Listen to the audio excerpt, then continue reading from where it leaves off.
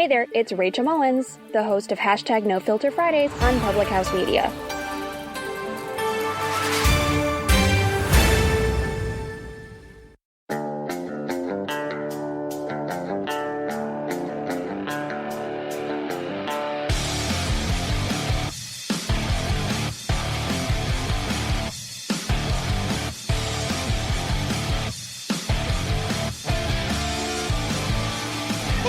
Welcome to Beauties and Headcanons, where we're nerdy, and you probably are too. I'm Lindsay, and I'm here with Elisabeth, and we are here to talk nerdy to you. So, it is the middle of October, and you know what happens in October? Everyone gets nuts about Halloween. Last year, I think we talked probably all month long about Harry Potter, and Harry Potter's not the only fandom that can come up in the month of October, and a lot of us, we are living and dreaming and loving our fandoms 365 days a year, Christmas and every holiday and everything. But I thought it would be cool to talk about Halloween parties, and more specifically, like, just kind of brainstorming ideas about what our different fandoms and our different Halloween parties could possibly look like, and what we would want to look for when we were trying to plan one. So, we've all had, you go on social media and you see these really fun invitations and parties that people are throwing, or even, I've probably been invited to like one or two because, we're all broke zennials. But the idea of being able to theme your party after a fandom that you're really passionate about, and then, have your friends who would also be passionate about that fandom, or could be passionate about that fandom, for you and for your friends to have a themed party. And to be fair, for most Halloween parties, you dress up as whatever you're going to dress up as. People talk about, we're going to have my friend Jenny and my friend Sam are going to dress up as Papa Legba and Marie Laveau, and it's just a costume party, so make sure you dress up. But wouldn't it be fun if it was much more detailed than that? Definitely. So that's what we're going to talk about today. Yeah. First, though, before we get into the episode, I just want to jump into my gaming corner really quick. Yes. Because I finally, after like a year and a half, no joke, of having Dragon Age Inquisition, I have finally finished everything in it. Like, the main game, Trespasser, everything. So my save with my first character is totally done. Finally. Okay. And I had kind of like been looking back and thinking especially after I got the first two games as well and started playing them, like how well done this whole world is and how intricate and big and vast that it seems. And yet at the same time, there's all these little callbacks to the other games. Obviously, you get some recurring characters like Varric, who is a companion in 2 and also a companion in Inquisition. But, there are several characters that you can see throughout all 3 games, potentially, in different situations, depending on, your choices in the previous game. So being able to not only, like, see those characters, but also the decisions that you've made play out is just... It makes the whole world seem that much richer for it. Because, depending on your actions, Alistair, your very first companion in Origins, more or less, he could appear to you in Inquisition as a warden, or he could appear to you as a king, or he could potentially not appear at all. Just like in 2, he could also appear as the warden or King Alistair, or he could appear in the Hanged Man as a drunk. Or he could not appear at all if you ended up having him executed. So just little things like that, getting to see your decisions stack up and actually affect the world to some degree is just really interesting. It's like, you see your little fingerprint has been made in this world that is uniquely yours, that, wouldn't be there if it wasn't for you. And I really have to, like, take my hats off to the writers and the developers and everything. Things are still coming out, even, like, literally yesterday, about, like, different things involving the development of Inquisition and, like, just little behind-the-scenes things. And it's just so cool to see, like, the actual developers have put so much time and energy, like, probably just as much time and energy as we put into it, like, watching things and analyzing it and playing it and writing fan fiction about it and essays and, God knows what. Like, they've spent just as much time in this world creating the very fluid canon that they have going and just creating all the storylines that they do. And I just, hats off to them. I don't think I've really played very many games that have such an intricate callback to other games, and that, it seems like everything is really actually tied into everything else, where it's not just little Easter eggs, it's the world itself. So that's my little gaming corner. So what I think is so interesting about that is that how, our games have advanced, and we've talked about this before, but there's just a completely different immersion level to what's going on now. And that kind of like really segues pretty well into our episode today, because it's really about like having a party that would be a good immersion into that too. Right? So, okay. Yeah. The whole idea came from the fact that I've been watching a lot of Gotham lately. And everyone knows I'm not that into DC, but there's something that I love about this show. And it's on Netflix now, and I think you can watch it on Amazon too, and you haven't watched any of it, right? No, I haven't. Okay. So, essentially, it's a show that kind of takes all of the beloved characters from Gotham, from DC, and they're all changed in some way. There's a difference to their development. They're pre-Batman, so Bruce Wayne before he was Bruce Wayne. So he's a little kid in most of this, but preteen. Mm-hmm. And there's all this teenage angst and stuff going on, but it's the origin stories of all the other dudes too. So, Joker and, oh my god, Penguin, and there's this development of these characters that you just absolutely love. But what I think would be really cool, and every time I watch this show, I'm thinking, I would really like to dress up as, one of Penguin's goons, or, one of Falcone's mob girls or something. Mm-hmm. And every time I'm like, what would that look like? And how would I make that happen? So the idea is that we have all these different fandoms other than Harry Potter, although Harry Potter is one of the big October ones, mm-hmm. Where we could design Halloween parties for just about any fandom. And I kind of wanted to take a look at what we would want to make sure we had, and even sort of fantasize about how you would get your friends to go along with it too. Social media now grants us a lot of access to like-minded people, mm-hmm. which I think is great. I live in a ginormous city in the Midwest, but it would be fun to, kind of put out feelers and find people who would want to have a Gotham Halloween party, and even make storylines and plot lines, even pull off a murder mystery thing anyway, so let's talk about it. What do you got? Yes. Well, I kind of came up with some of my ideas, kind of, sort of, but not really, based off of this article I had read ages and ages ago from BuzzFeed, where they did this whole thing about different things you could do for a Harry Potter party.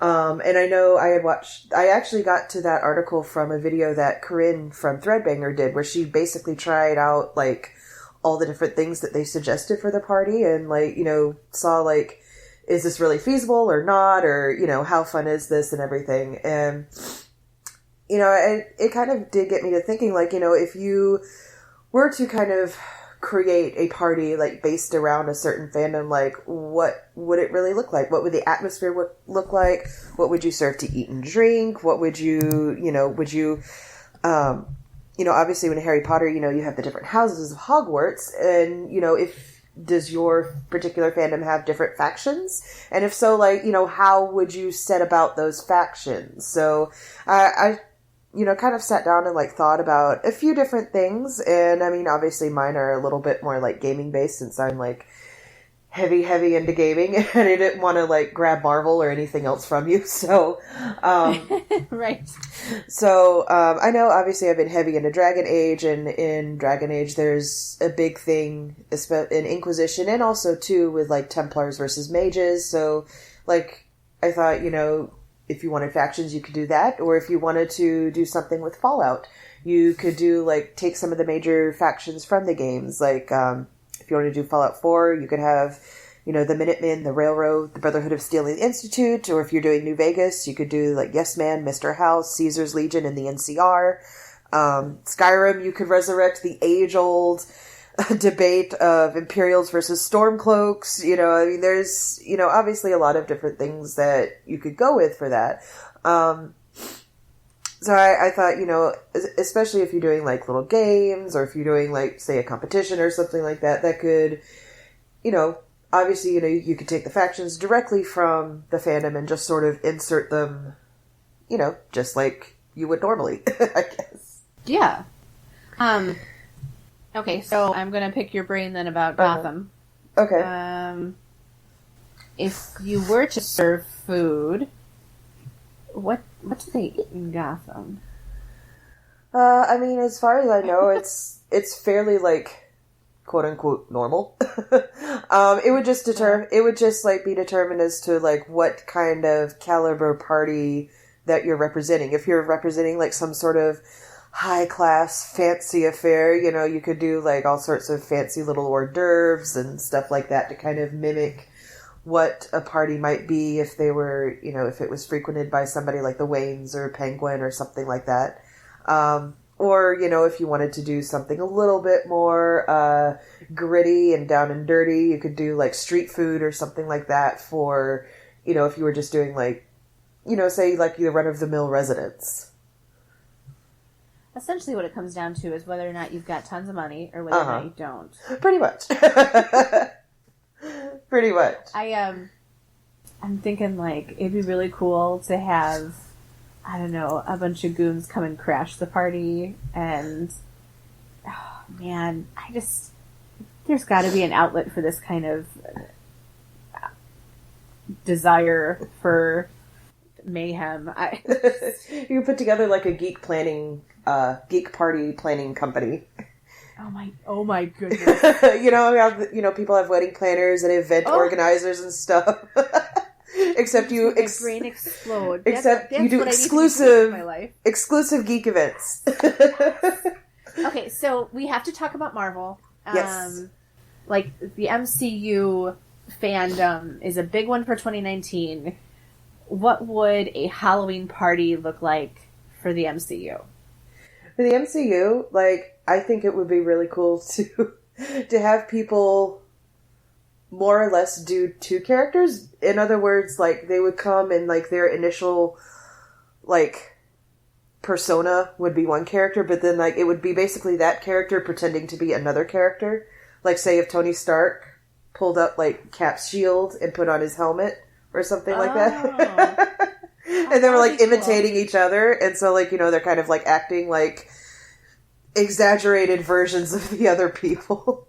Oh my gosh. Oh my gosh, I just got a fan fiction idea. No, I do not need any more. No, because you could be your character making fun of someone else.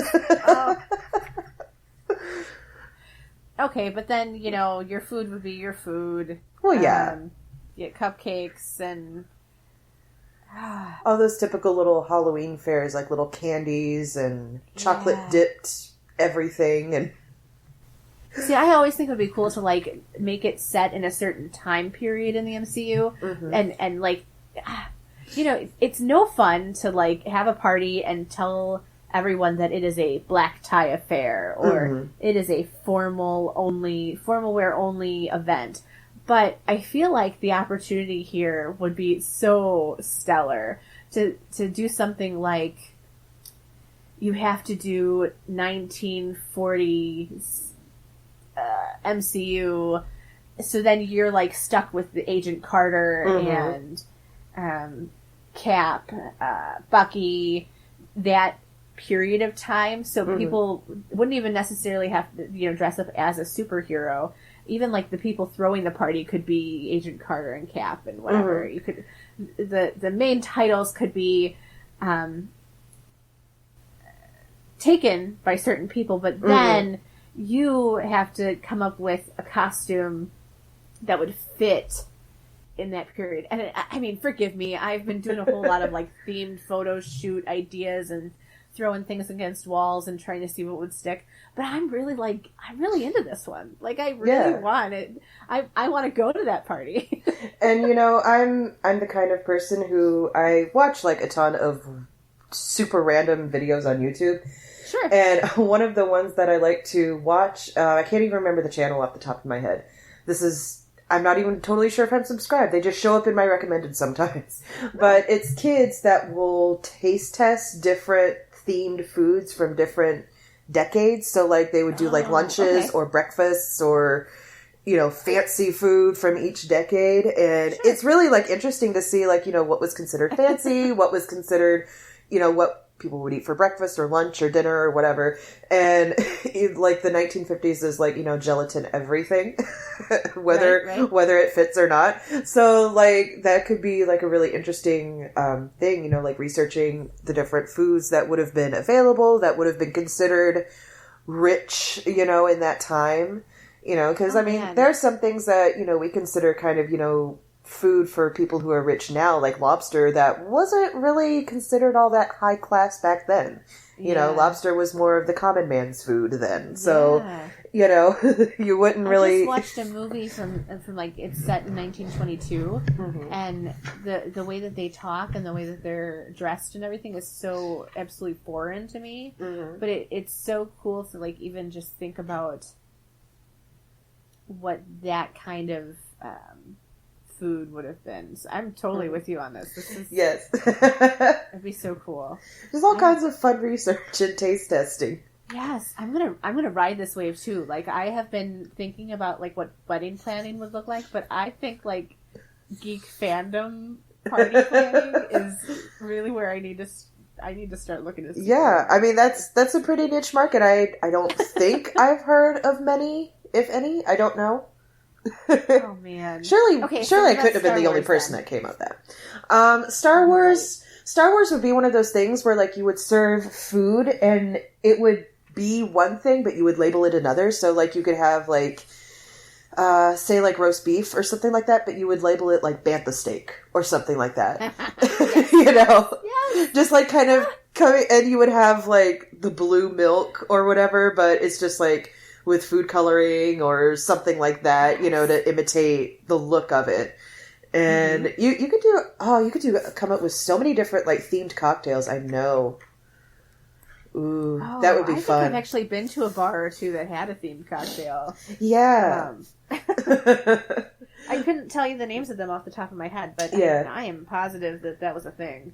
But yeah, like, I kind of picture that as, just sort of substituting, like, typical party food, but then you rename it so it's special, There's been a couple of new movies out, and I'm, not waving my nerd card around or anything, but I haven't seen them. I didn't see The Force... did I see The Force Awakens? I think I saw The Force Awakens, but I didn't see Rogue One, and I didn't see... There's either one or two after that, so I'm feeling like a real, like, slacker. It's okay. It's not. You're not really missing that much. Well, I don't know. We'll see. I have to get there, but I'm also someone who sometimes sci-fi really goes way over my head. So, especially when I don't have someone watching it with me that'll explain it to me and talk to me about, like, I'll tell you what, the first three, or I guess, 4, 5, and 6 when they came out, I saw them and had a 12-year-old explaining them to me at the time. And I was 17 or 18. So I remember asking him, what's an X-Wing?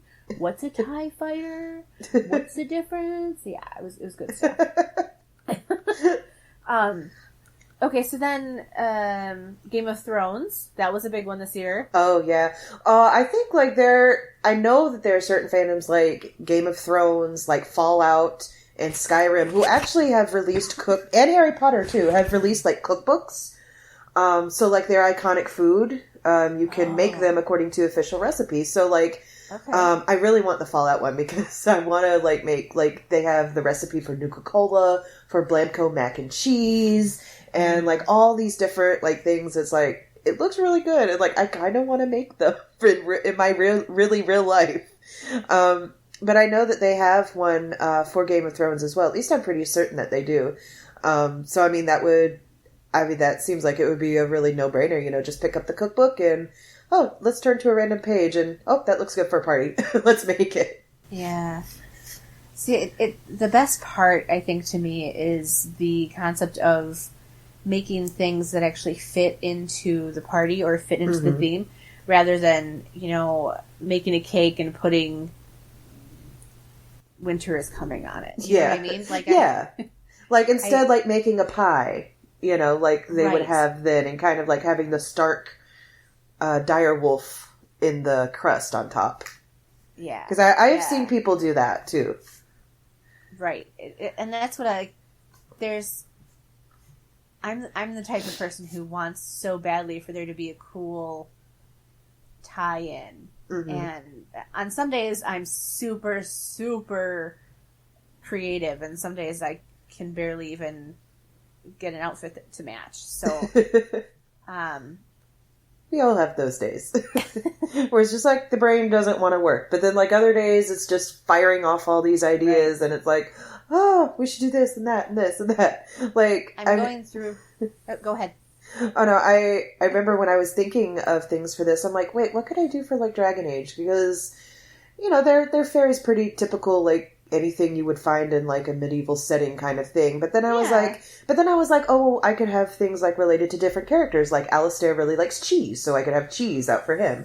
Fenris really likes a dark red wine, so I could have that for him. The Iron Bull likes these little spicy candy nuts. I'm sure I could find or make that at some point. And I know in the end party for the main questline, Liliana specifically asked, oh, have you tried the Petit Fours? You know, like she's really, like, interested in them herself. And so I'm like, oh, well, that's an obvious tie-in. So, you know, I think if there's not anything fandom specific, there's usually, at least in my experience, something that ties food to certain characters or situations. So I think it's just more of a matter of, like, figuring out, like, your fandom and what fandom you want to represent, and then, you know, going from there, whether it has specific food that you can make, or if you're going to have to maybe work a little harder for the association, maybe.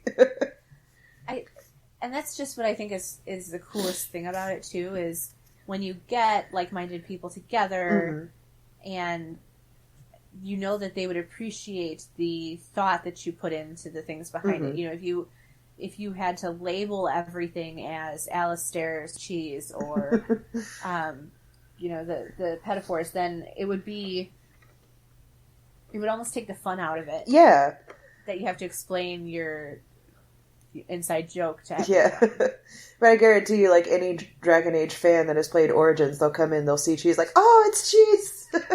Like, there's that immediate connection there. You know, that as fans, we just experience with each other.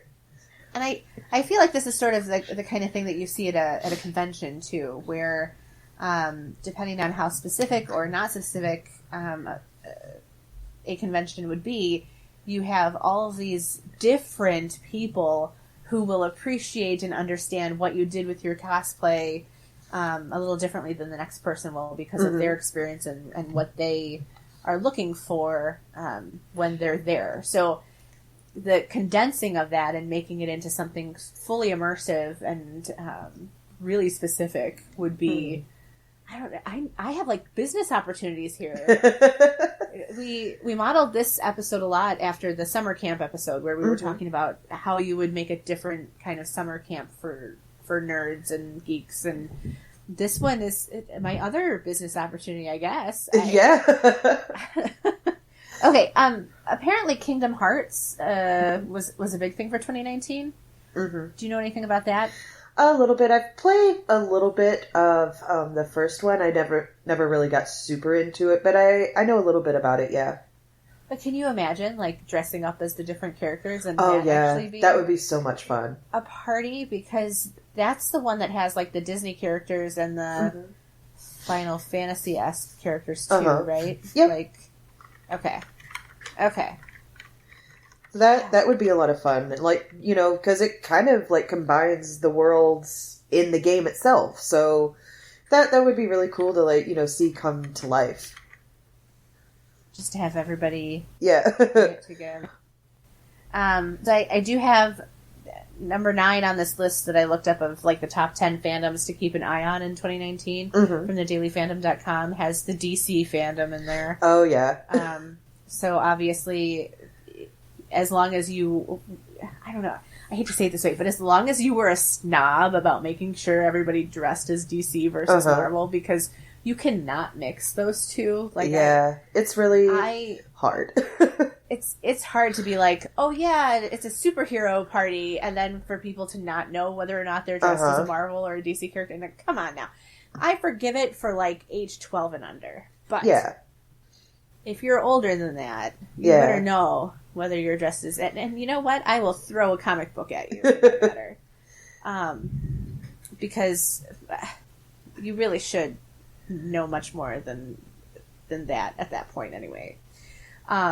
So DC fandom, that would include like Wonder Woman and Shazam and Green Lantern, and you could do like a whole Justice League thing. You have like Green Lantern and Flash and Green Arrow and Huntress and you like Aquaman and like everybody. What would be so fun too is to be like someone that not everybody knows very much about. So you could really like geek out with your fellow geeks and be like, oh yeah, I'm dressed as Huntress. And then they'd be like, who?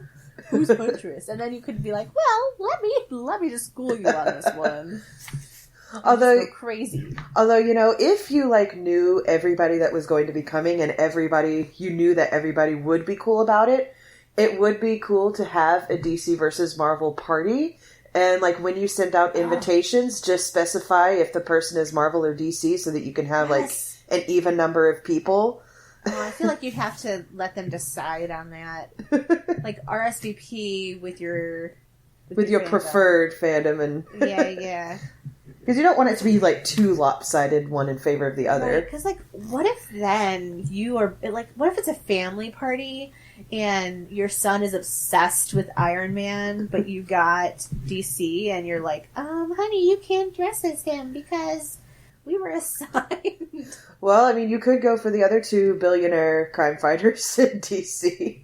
But they wouldn't. Your 5-year-old son wouldn't know. He wouldn't care. He would want to dress as whoever he wants to dress as. True. I'm assuming. I've never had a son, but I think that's a thing. Isn't it? Well, Oliver Quinn would be pretty about as close to Tony Stark as you'll get, more than less. This would be a great opportunity to introduce the kid to more. I stand corrected. You're right. You're absolutely right. And then, you know, one of the other fandoms is listed as Disney. Like, come on.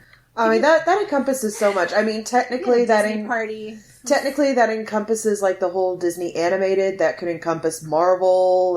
That could encompass so much. That's too Star much Wars, too, you know. You have to be, like, Disney Princess or Disney... Yeah. Pixar. Yeah. Oh, a Pixar party? Dude. Yes. Oh, man, that would be so much fun. You could make the balloons all look like the ball. Mm-hmm. You know, the orange ball with the red stripe and the blue star. Yes.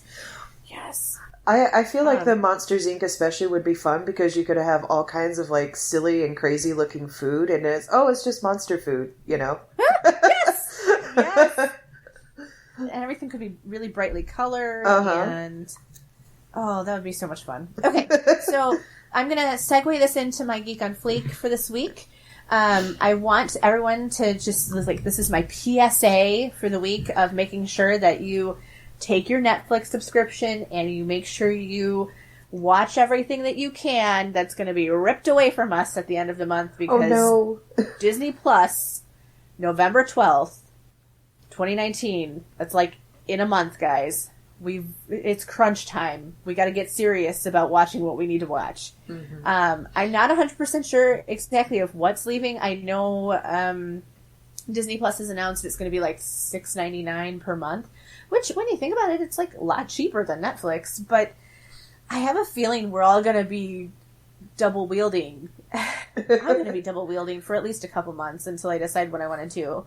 And that's what I think is so interesting too, is because they have these projections out as to how much money is involved in all of this. And, we never addressed it. Did we address it last week where we talked about the... or the week before.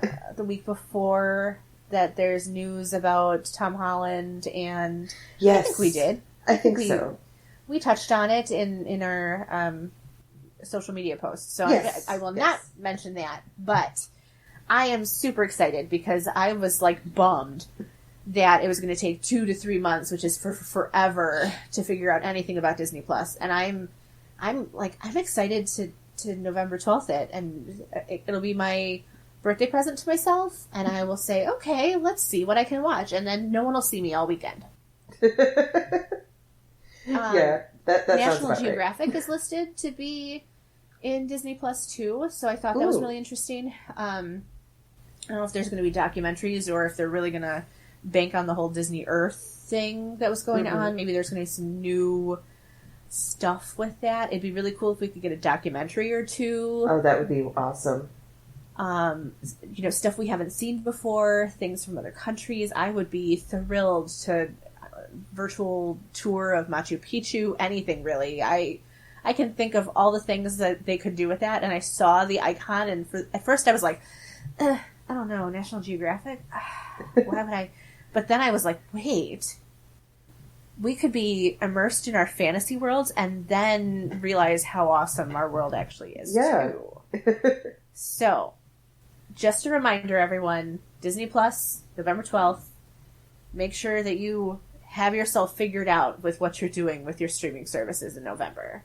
Because we're going to need to budget this holiday down, and we're also going to need to make sure we watch all the things. Yep.